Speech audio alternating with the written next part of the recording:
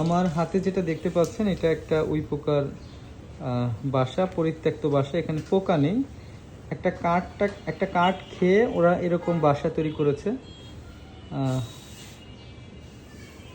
এখানে ইজি সার্ভিসের টিম কাজ করছে। ঠিক এই ফল সিলিংয়ের ভিতরেই এই বাসা ছিল এবং এটা এখান থেকে বের করা হয়েছে।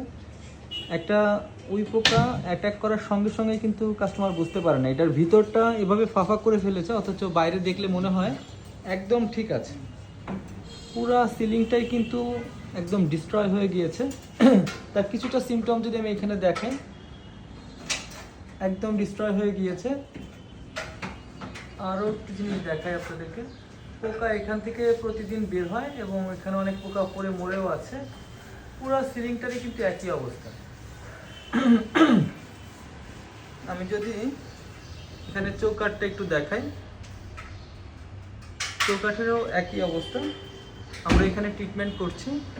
তো যারা এরকম বিপর্যয়ের মুখে পড়তে না চান তারা অবশ্যই ইজি সার্ভিসের সাথে যোগাযোগ করবেন। ইজি সার্ভিস 7 ইয়ার্সের গ্যারান্টি সহকারে সম্পূর্ণ স্বাস্থ্য ঝুঁকিহীন উপায়ে ট্রিটমেন্ট করে থাকে, সম্পূর্ণ নিরাপত্তার সহিত।